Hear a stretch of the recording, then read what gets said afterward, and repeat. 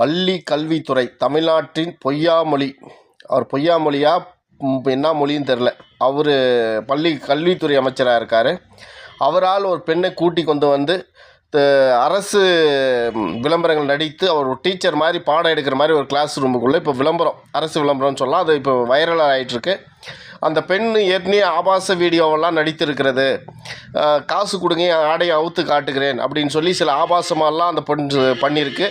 அந்த ஆபாசத்துக்காக சில பேர் காசும் போட்டிருக்காங்க, அந்த பொண்ணு ஆபாசம் காமிச்சிருக்காங்கன்ற மாதிரி இப்போ எல்லாம் அவருடைய ஷார்ட்ஸ் எல்லாம் எடுத்து போடுறாங்க. இந்த பெண் வந்து யார் என்ன அப்படின்னு நம்ம தேடி தேடி தேடி பார்த்தா இவர்கள் தமிழர்கள் இல்லை அப்படின்பது 100 விழுக்காடு உண்மையாக தெரிகிறது. அப்போது இந்த பெண் அந்த ஆபாசமாக காட்டும் போதெல்லாம் தாலி வந்து தொப்ப தாலின்னு சொல்லுவாங்க. முக்கோணத்தர் சமுதாயத்தை சேர்ந்த தமிழர்கள் கட்டக்கூடிய தாலி, பொதுவாக தமிழர்கள் தொப்ப தாலி கட்டுவாங்க. அந்த தொப்ப தாலியை வந்து காமிச்சு அதை பண்ணியிருக்காங்க. இது திட்டமிட்டே தான் இந்த பொண்ணு வந்து ஆபாசமாக நடந்திருக்கு. அப்போ அந்த தாலியை பார்க்கும்போது அந்த பெண் தமிழ் பெண்ணாக நிறைய பேருக்கு தெரியும்.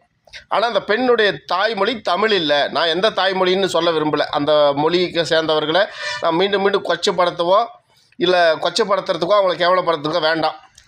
அவர்கள் வந்து எந்த பெண்குட்டியானா இருக்கட்டும் இல்லை எந்த ராரா போகிறானா இருக்கட்டும், அது எனக்கு தேவையில்லாது. ஆனால் அந்த பெண்ணை இது வரைக்கும் நாங்கள் செக் பண்ண வரைக்கும் அவங்க தாய்மொழி தமிழ் இல்லை என்பதும் அவள் திட்டமிட்டு தமிழ் தாலியை கட்டி கொண்டு அந்த ஆபாச வீடியோக்கள் நடித்திருக்கிறார் என்பதும் குறிப்பிடத்தக்கது.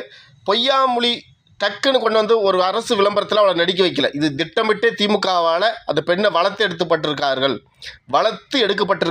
தான் உண்மை. இதில் வந்து தெரிஞ்சுக்கோங்க, ஒரு பிக் பாஸ் நிகழ்ச்சியில் எந்த பல்குண்டு என்ன அந்த பொண்ணு பேர் பல்குண்டா ஆண்டியா, அவள் உள்ளே போனால் கூட உதயநிதியுடைய நண்பர்கள் தான் தீர்மானிக்கிறார்கள்.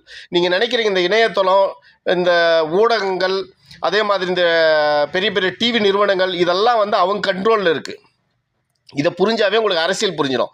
இந்த பெண், இந்த விளம்பரத்தை நினச்சிக்கிற பெண் வந்து ஆபாச வீடியோக்களில் போய் இன்ஸ்டாகிராமில் போயிட்டு ஆடை அவுக்கிற மாதிரி இது பண்ணுற மாதிரி நிறைய ஆபாச வீடியோக்கள்லாம் போட்டு காசு பறிச்சிருக்கு. அந்த பொண்ணு வந்து தாய்மொழி தமிழ் இல்லை என்பது மட்டும் உறுதி. இவர்கள் திமுகவின் கொத்தடிமை என்பதும் உறுதி. இந்த பலுகுண்டு அந்த மாதிரி எல்லாம் சொல்லிட்டு வர்றாருல அவர், இந்த சிறுத்தி சாதனா, இந்த சூர்யா, இந்த கும்பல்கள் எல்லாம் திட்டமிட்டு இந்த திமுக கைக்கூலிகளால் வளர்த்தெடுக்கப்படுகிறார்கள். இவர்களை இந்த ஜிபி முத்து, இந்த கர்ம முடிச்சவன், இவர்களெல்லாம் ப்ரொமோஷன் பண்ணி அவளை வளர்த்து விடுவது இந்த திமுக தான், கும்பல் தான்.